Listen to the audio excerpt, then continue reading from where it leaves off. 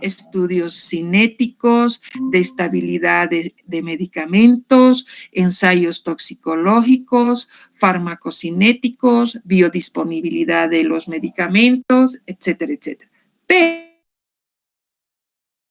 Pero fuera de toda esta este gran abanico, diríamos, donde nosotros estaríamos ingresando, sabemos que también es muy importante, también es motivo, diríamos, de investigación, el encontrar, el descubrir nuevos métodos para continuar con este tipo de estudios, con este tipo de búsqueda, diríamos, de la naturaleza, de la composición que pueda tener una determinada muestra.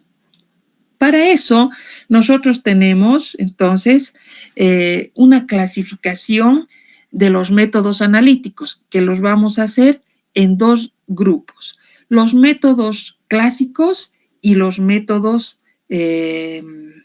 instrumentales. Haremos un pequeño repaso de lo que son los métodos clásicos, lo que ustedes hasta ahora han visto, lo que ustedes han podido llevar a cabo tanto en la teoría como en la práctica. ¿Qué dicen que son los métodos clásicos? Los métodos clásicos están basados en la interacción de la materia. Existe en todo método, teníamos que tomar en cuenta, diremos así, una separación previa de aquellos elementos que estaban presentes en nuestra muestra. Bueno, para empezar acá vamos a aclarar el término analito. Ustedes saben que una muestra va a estar formada por una serie de componentes. Entre estos componentes va a existir uno que va a ser el motivo de nuestro estudio, de nuestra investigación. Y a ese elemento que es motivo de nuestro análisis, nosotros lo vamos a conocer o lo vamos a denominar a partir de hoy como un analito. Por lo tanto, cuando nosotros deseamos realizar un determinado estudio de un analito presente en una muestra, lo primero que vamos a hacer va a ser separar. Entonces, tenemos que hablar de un proceso de separación previa de los analitos. Por lo tanto, para esta etapa, nosotros tenemos que contar con procedimientos como ser la extracción, como ser la precipitación, como ser la destilación, ¿no es cierto? Entonces, nosotros inmediatamente pasamos, una vez que hemos logrado separar, vamos a pasar a lo que va a ser el análisis cualitativo. Entonces, ¿qué ocurre? Tras la correspondiente reacción química se obtienen productos que se los va a poder identificar.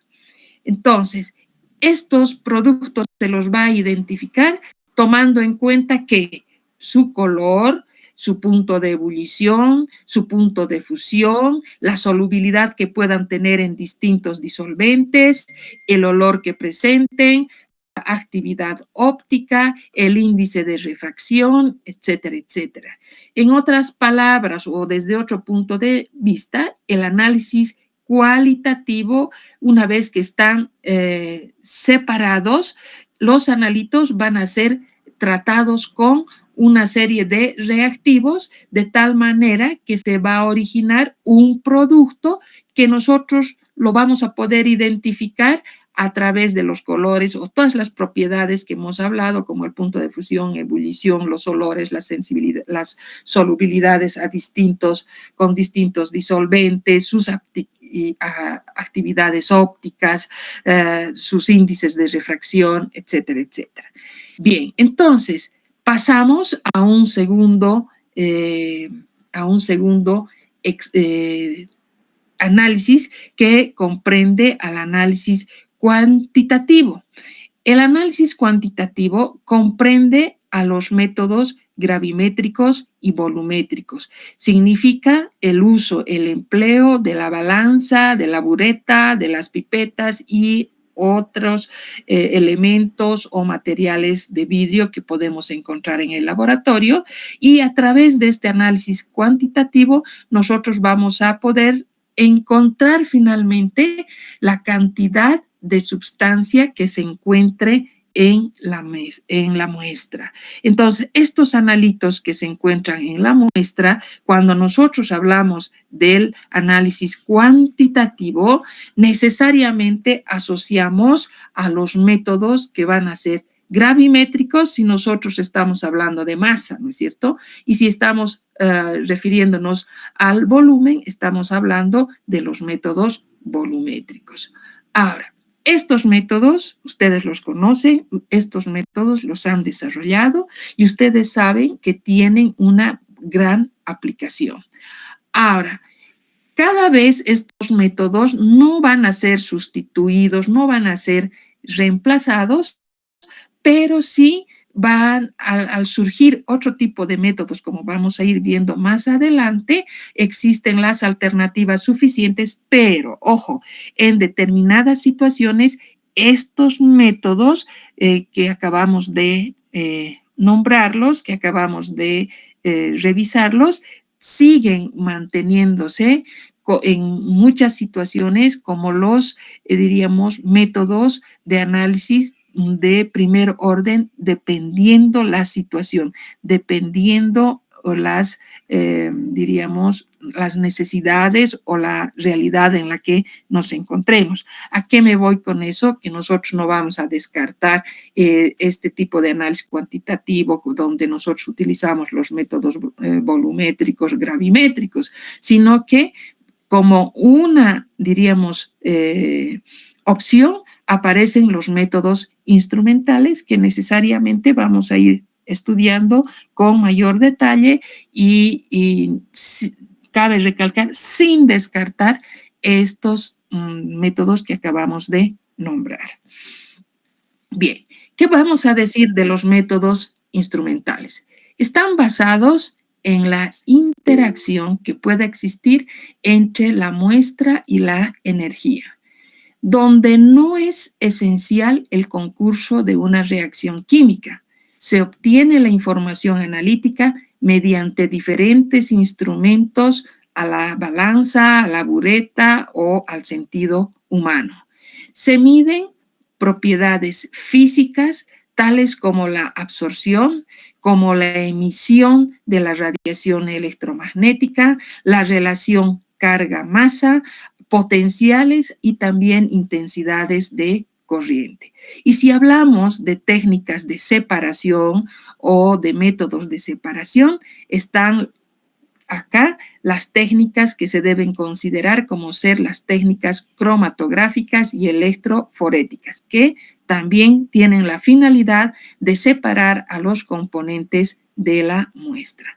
Entonces, estamos hablando de que los métodos instrumentales van a ser métodos de análisis cual y cuantitativo y estructural, como vamos a ir poco a poco describiendo y revisando las características de estos. Estos métodos instrumentales surgen alrededor aproximadamente de 1930, donde las personas relacionadas con el análisis químico empiezan a explotar una serie de fenómenos diferentes a los que ya se conocían. Entonces, para el análisis cuantitativo de una gran variedad, ya sean de compuestos orgánicos, compuestos inorgánicos, compuestos biológicos, bioquímicos, se empieza, diríamos así, a trabajar o a utilizar, si vale el término, o a tomar en cuenta sus propiedades físicas. Es decir, se toma en cuenta aquellas propiedades físicas, aquellas propiedades físico-químicas de los analitos motivo del estudio. Estas propiedades, ¿cuáles van a ser? ¿Qué es lo que vamos a medir? Por decirles la conductividad, el potencial de los electrodos, la absorción de radiación, la emisión de luz, los fenómenos de fluorescencia, los fenómenos de fosforescencia y y muchas otras propiedades más que puedan presentarse. Y obviamente sin tampoco olvidarnos de las técnicas de separación cromatográficas. Entonces, ¿qué ocurre en este último caso, por ejemplo? Cuando nosotros hablamos de las técnicas cromatográficas o electroforéticas, ya diríamos, se trata de reemplazar procedimientos como la destilación o la precipitación o la extracción, cuando se tratan de la separación de mezclas complejas antes de su determinación, como era en un inicio. Ahora, ¿qué es lo que ocurre? ¿Por qué no tienen tanta, diríamos, por qué la aparición de estos métodos no es rápida, no es inmediata? Porque si bien los fenómenos en los que se basan los métodos instrumentales se los ha conocido, ya hemos dicho, alrededor de 1930, su aplicación sufre un retraso, contaba con una limitación, porque no existía una instrumentación que pueda ser sencilla, que pueda ser fiable, o mejor dicho, que pueda ser confiable. ¿Cuándo tiene, diríamos, mayor importancia? ¿Cuándo empieza a surgir, a resurgir, diremos nuevamente? Cuando paralelamente a todo esto surge el desarrollo tanto de la industria electrónica como también la informática. Recién con la participación, con el desarrollo, con el avance de estas dos áreas de la ciencia, es que nosotros podemos hablar, diríamos, de una manera mucho más confiable, de una manera mucho más segura de lo que son las técnicas, los métodos instrumentales. Ahora nos referiremos a aquellas ventajas que podrían presentar los métodos instrumentales. Estos métodos instrumentales presentan una serie de ventajas, como también es necesario considerar que cuentan también con sus respectivas desventajas. Vamos a nombrar la primera ventaja. Se tratan de métodos cuyos resultados van a ser más objetivos. ¿A qué se refiere cuando nosotros hablamos de resultados más objetivos?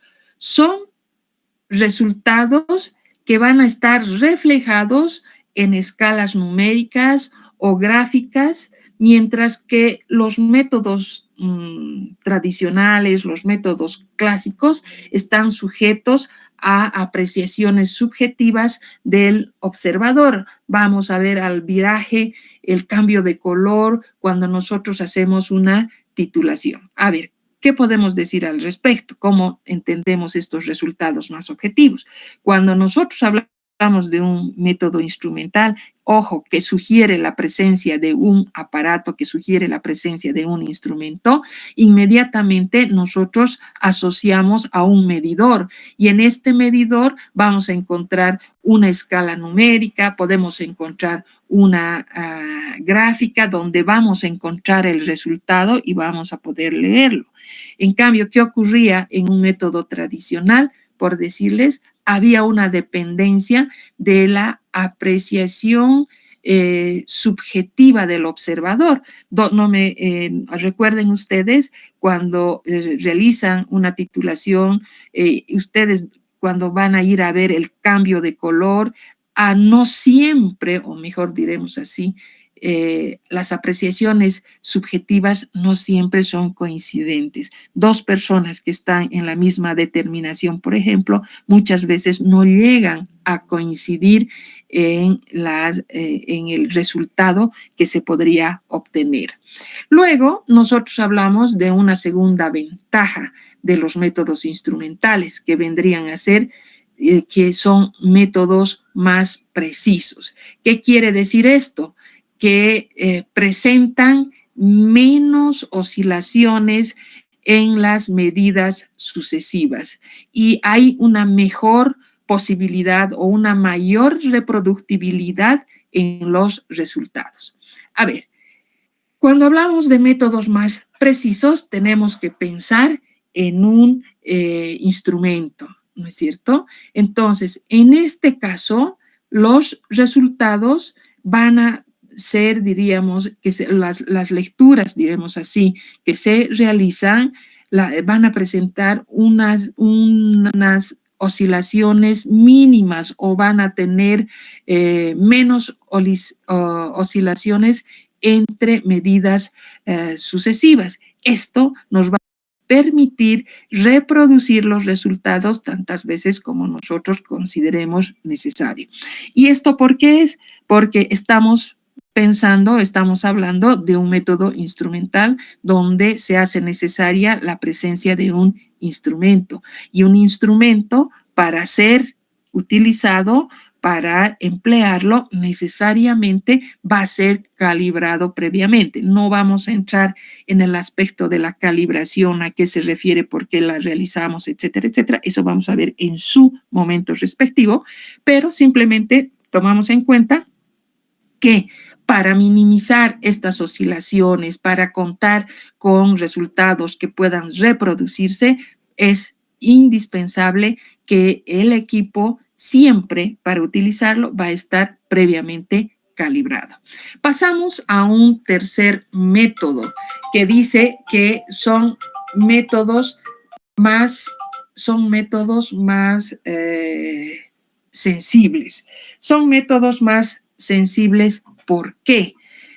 Hablamos, si tratamos de que son métodos más sensibles, hay algunas técnicas que logran sensibilidades bien elevadas. Tal es el caso, siempre damos como ejemplo a la técnica conocida como la absorción atómica, que tiene la característica de ser un método que investiga trazas de algunos metales cuyas concentraciones van a ser aproximadamente de décimas de partes por millón, cosa que es casi imposible, diríamos, de conseguir con un método químico tradicional, con un método químico clásico. En este caso, hay este tipo de técnicas que tienen esa sensibilidad. Pasamos a la cuarta ventaja, donde dicen que las determinaciones van a ser de menor duración.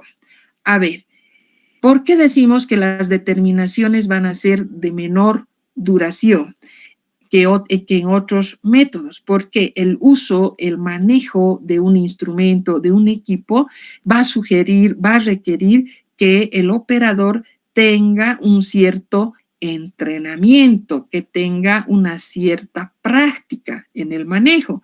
Y eso va a hacer que el análisis a través de los métodos instrumentales sea en serie, si vale el término, o se lo realice con gran rapidez. Esto, por ejemplo, aplicado a lo que es en el control de calidad. Pasamos a otra ventaja que dice que en muchos casos no se altera la muestra. Esto es importante cuando se trabaja, por ejemplo, con muestras biológicas, donde hay la posibilidad de recuperar la muestra. Si hablamos de muestras pequeñas que pueden ser, ya habíamos dicho, muestras biológicas, o también pueden ser productos farmacéuticos que tengan un alto valor. Entonces, esa también puede considerarse como una ventaja de los métodos instrumentales, la posibilidad de no alterar la muestra. Luego vamos a tener que se tratan de métodos selectivos. Cuando hablamos que son métodos más selectivos, quiere decir que no requieren una separación previa. Recordemos que en los métodos clásicos, previo a todo había que separar, previa a todo había que aislar. Estos métodos químicos responden pues a reacciones químicas que pueden estar en muchas sustancias similares, pueden existir muchos grupos aminos, sulfónicos, etcétera, etcétera, o grupos de átomos de valencias, o que presenten simplemente otras características muy similares a los nuestros. En cambio, cuando estamos hablando de las técnicas instrumentales al respecto, una técnica instrumental va a responder a la totalidad de la molécula o van a dar sus resultados propios, sus resultados diferenciados para cada átomo, para cada ion. Y un ejemplo clásico en este punto viene a ser los métodos de espectroscopía infrarroja, que es característico para cada molécula. Bien, y finalmente decimos que permiten la adaptación a otro tipo de aparatos o a otro tipo de elementos auxiliares. Es decir, podemos hablar de aparatos de registro gráfico, podemos hablar de instrumentos de cálculo que van a ser de mucha importancia porque van a coadyuvar a una complementación de la información que vayamos a buscar. Esto se refiere, por ejemplo, a situaciones donde se hacen un gran número de mediciones y hay que hacer una evaluación de la bondad de las mediciones, ya sean estadísticamente o también a través de comparaciones con otros métodos, etcétera. La posibilidad de contar con elementos auxiliares, con aparatos auxiliares, va a complementar y va a facilitar desde luego la información que se llegue a obtener. Así como hemos mencionado estos 7 puntos dentro de lo que son las ventajas de los métodos instrumentales, también podemos mencionar y es necesario que reconozcamos que los métodos instrumentales también presentan desventajas. Y dentro de las desventajas de estos métodos instrumentales, nosotros podemos mencionar 3, que en realidad todos estarían unidos o tendrían un origen primario único, como vamos a ver a continuación. En primer lugar, y la limitación más grande o la desventaja más grande, ¿cuál viene a ser? Viene a ser que son métodos más costosos. Se requieren de instrumentos, se requieren de aparatos que por muy simples, por muy sencillos que sean, son o requieren una mayor erogación de dinero, por lo tanto, los consideramos más caros, muy al margen de que en la actualidad hayan las políticas de que los instrumentos, los equipos siempre estén o sean más asequibles al consumidor, etcétera. Es la diferencia en el costo de estos es pues significativa cuando hablamos de los métodos instrumentales y la comparación con muchos materiales de vidrio que podemos encontrar en los métodos clásicos. Luego hablamos de una calibración previa. El hecho de hablar de una calibración previa requiere la presencia de un patrón de calidad. ¿Qué quiere decir eso? Que todo equipo necesariamente tiene que garantizar la información que preste, la información que nos esté dando y por lo tanto periódicamente se debe realizar un control de calidad con los patrones de calidad que ya en muchos casos van incluidos en la construcción de cada uno de los equipos para que dependiendo las políticas de trabajo del laboratorio, periódicamente se controle cómo o cuál es la respuesta que nos está proporcionando. Generalmente estos patrones de calidad van a estar asociados a lo que es el didimio, a lo que es el óxido de olmio, etcétera, que sugieren de una manera indirecta una mayor erogación de dinero, lo que les decía en un principio. Todas las desventajas van unidas o van asociadas a lo que van a ser el aspecto económico. Y finalmente tenemos una tercera desventaja que podríamos considerarla como ser los técnicos expertos. Esto se presenta generalmente cuando hablamos de equipos, de aparatos que son bastante complejos, ya que requieren un aprendizaje previo de parte del operador. Obviamente, este periodo de aprendizaje no va a ser, pues,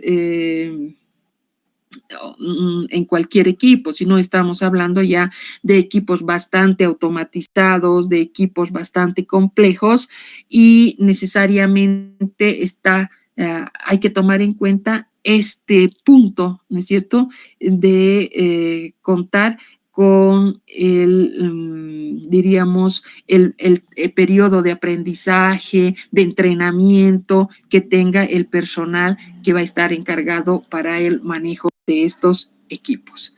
Eso entonces en cuanto a las ventajas y las desventajas que puedan presentar los métodos instrumentales. Vayamos a hablar ahora de los instrumentos para el análisis. El papel del instrumento dentro del análisis químico va a ser de convertir una señal analítica, es decir, una propiedad física, una propiedad físico-química del analito, a eso nosotros llamamos la señal analítica, que no son detectables, que no son comprensibles por el ser humano en una forma que sí lo sean. Y un instrumento básico va a estar constituido por 4 componentes. A ver, vamos a ver esta partecita. Antes de referirnos nuevamente a lo anterior, para conseguir la información del analito se requiere de un estímulo, generalmente en forma de energía. Esta interacción provoca una respuesta dando lugar a la información analítica. Entonces, ¿qué estamos diciendo? ¿Cuál es el papel del instrumento dentro del análisis químico? Es decir, resumiendo, va a tener la misión de convertir una señal analítica que aparentemente nosotros como operadores no podemos detectarla, no podemos comprenderla, es decir, el ser humano no es capaz de diferenciarla y va a ser el aparato que sí va a permitirnos obtener esa información. Es decir, el instrumento es el responsable de convertir esa señal analítica que no es detectable, no es comprensible por el ser humano, en una forma que sí lo va a hacer. Y para eso, un instrumento básicamente va a tener 4 elementos. En esta oportunidad vamos a referirnos a esos 4 elementos de una manera bien, diríamos, simple, de una manera bien rápida, diríamos, resumida, si vale el término. Para conseguir la información del analito se requiere de un estímulo. Bueno, a ver, se requiere de un estímulo que generalmente está en forma de energía. Esta interacción va a provocar una respuesta dando lugar a una información analítica. Esta es la descripción de lo que habíamos mencionado en el papel que tenía el instrumento. ¿Qué es lo que vamos a explotar? Vamos a explotar una propiedad una propiedad físico-química del analito, pero nosotros así, el ser humano, así a simple vista, no la puede diferenciar, no la puede detectar, menos no la va a comprender. Entonces, ¿qué va a hacer el instrumento? Va a permitir que esa señal pueda ser o pueda convertirse en una señal comprensible, en una señal que sí va a poder ser medida. Y para eso un instrumento va a contar de 4 elementos fundamentales. Dentro de estos 4 elementos fundamentales vamos a tener en primer lugar un generador de señal. Luego tendremos un transductor de entrada o detector. Pasaremos a un procesador de señal y pasaremos a un dispositivo de lectura. A ver, otro aspecto que nos estamos saltando tal vez aquí o que nos va a faltar es esta partecita que dice: para conseguir la información del analito se requiere un estímulo que generalmente está en forma de energía. Esta interacción provoca una respuesta dando lugar a la información analítica. Ajá, entonces estamos hablando de la presencia del instrumento.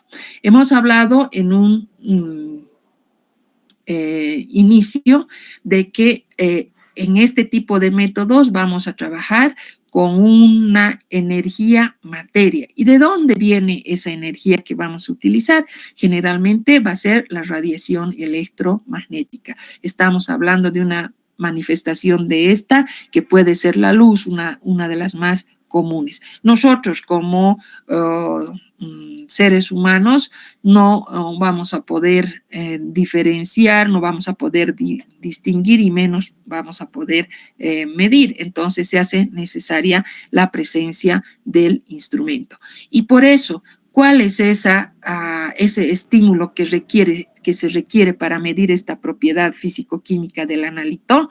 Va a ser pues una forma de energía, como les decía, la luz. Entonces, la interacción de esa energía con el analito va a producir una respuesta y esa respuesta nos va a dar lugar a una información analítica. Pero esta interacción entre esa energía, entre ese estímulo y el analito no va a ser así al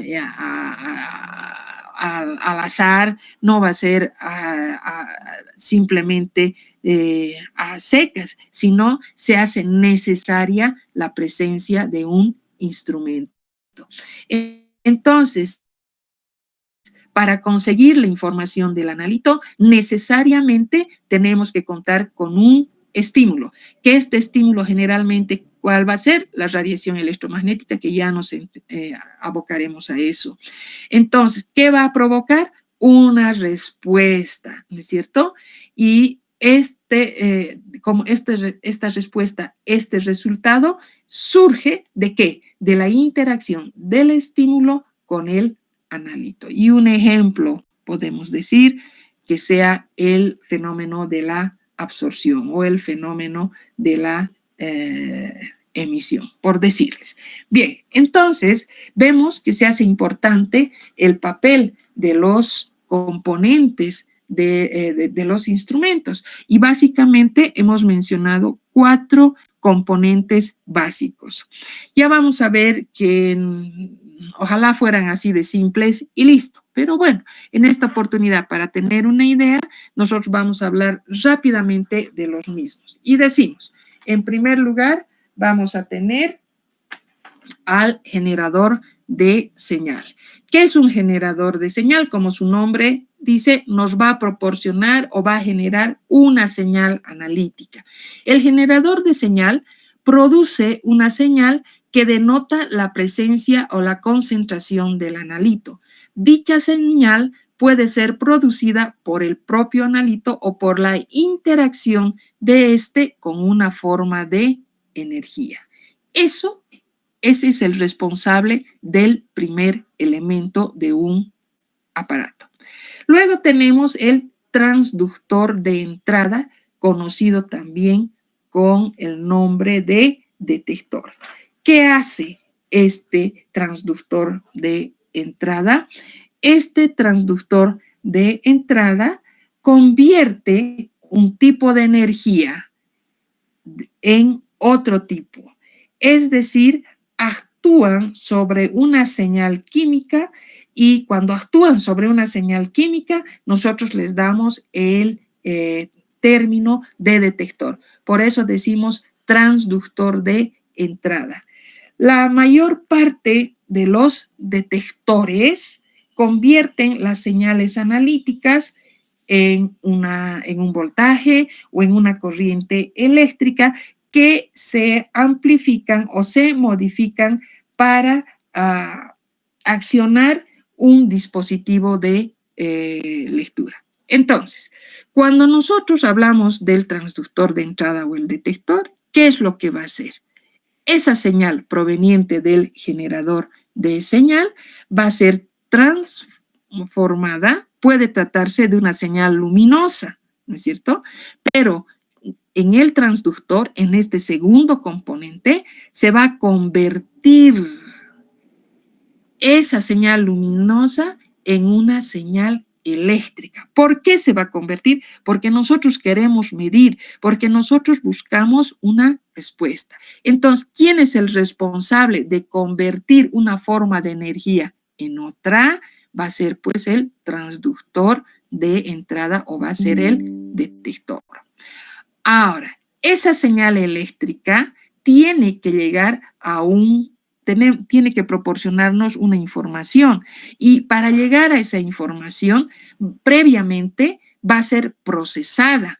¿Y dónde va a ser procesada? Por el procesador de señal, que es el dispositivo electrónico que va a modificar o que va a adecuar la señal del detector al funcionamiento del dispositivo de lectura, que podrá amplificar, que podrá filtrar, que podrá digitalizar o podrá someter a una serie de situaciones más, pero con un objetivo, ¿no es cierto?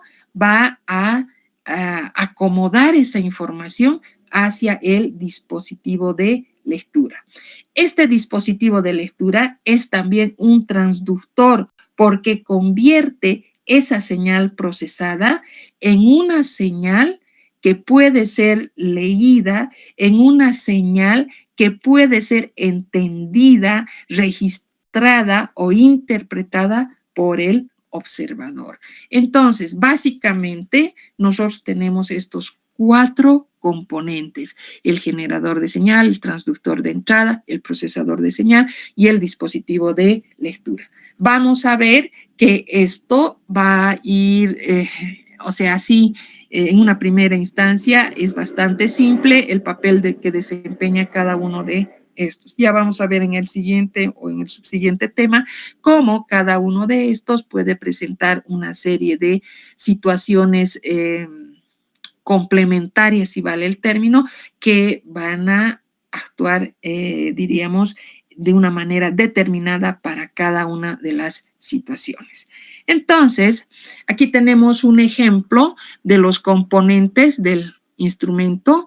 Tenemos el generador de señal, que va a dar lugar o va a originar a una señal analítica. Tenemos el detector, que va a transformar la señal. Vamos a tener una señal de entrada que a nivel del procesador de señal podrá ser amplificada, podrá ser digitalizada, podrá ser filtrada, etcétera, etcétera, para dar lugar o para originar una señal de salida. Y esta señal de salida va a llegar hacia el dispositivo de lectura y dependiendo del tipo de aparato, nosotros tendremos distintos tipos de medidores que nos proporcionarán la información correspondiente.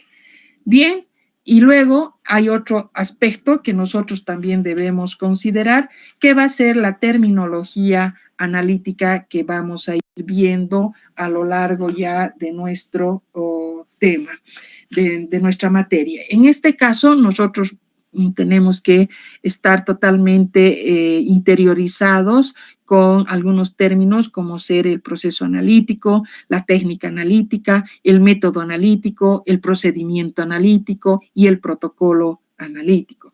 Cuando nosotros hablamos del proceso analítico, por ejemplo, estamos hablando de una serie de operaciones, de un conjunto de operaciones analíticas que van a estar intercaladas. Aquí tenemos un ejemplito, por ejemplo, que están intercaladas, como pueden ver, desde la muestra hasta los resultados.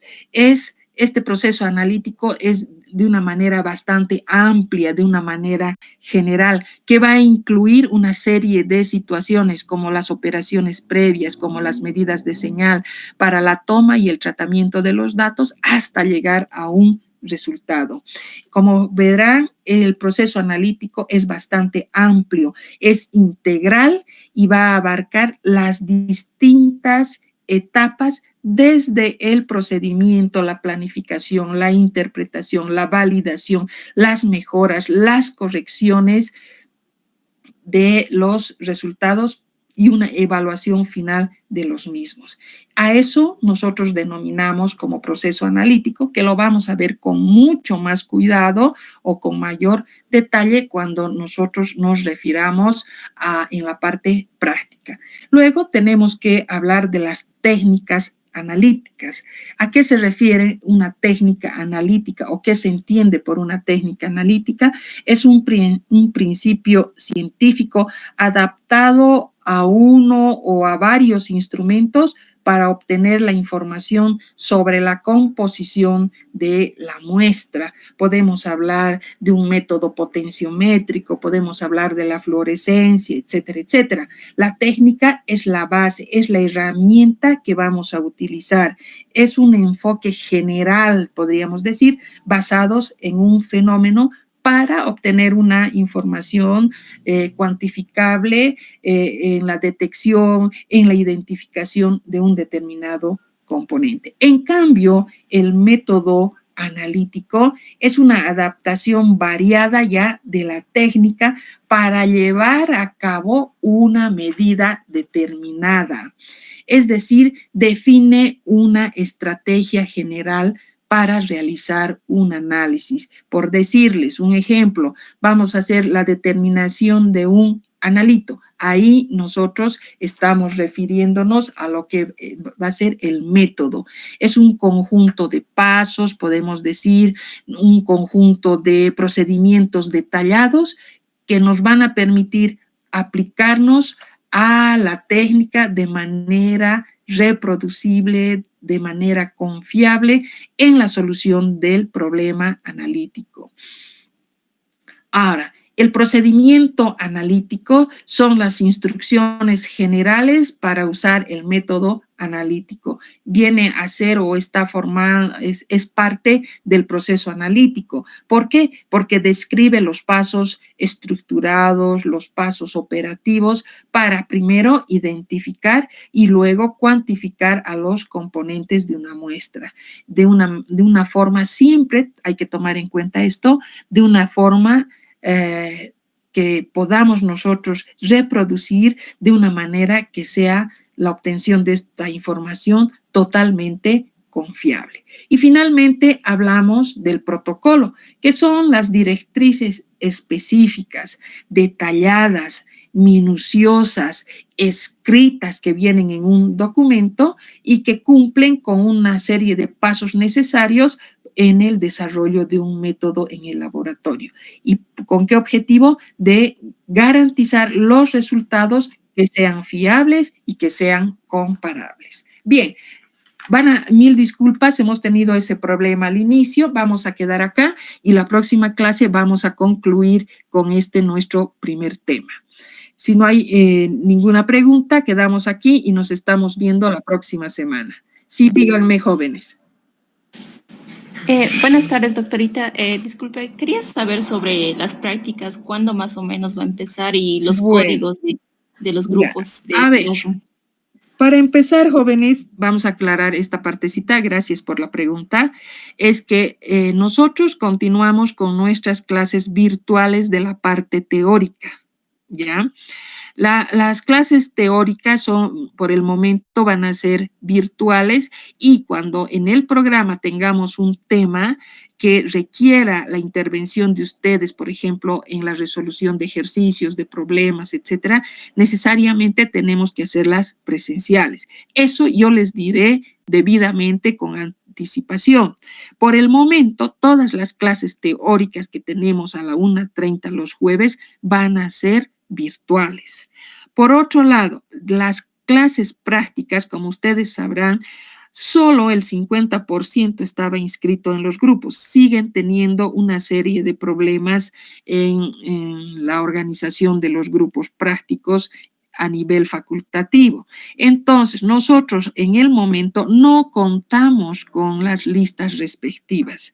Entonces, dependiendo en la dirección académica, o sea, mejor hablaré con quien directamente en la jefatura de nuestra materia, me mencionó que posiblemente vamos a empezar los primeros días de abril.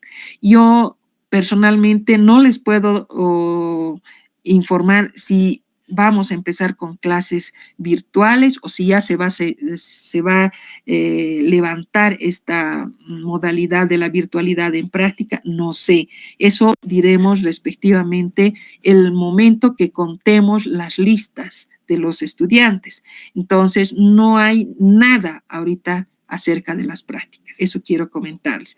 Y lo que se espera, que es el primero o segundo día del mes de abril, ya contemos con toda la información y la organización para arrancar con la parte práctica. De todas maneras, esta semana se sigue, como se dice, tomando los exámenes de segunda mesa, y ustedes saben que dependiendo de los resultados, algunos de los alumnos podrán incluirse a los respectivos grupos, pero hasta donde yo sabía, el día de ayer no se había completado la inscripción de los alumnos en los distintos grupos de las materias prácticas. ¿Alguna otra pregunta?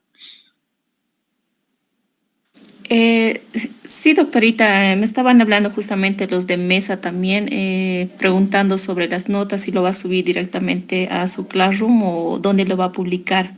Bueno, deben estar desinformados los de mesa, porque las notas de mesa están publicados en el sistema, pueden entrar con sus claves correspondientes, ya saben cuáles son sus notas, y el día de hoy ya han dado sus exámenes de segunda mesa esta mañana, justamente para no perjudicar la clase teórica de la tarde.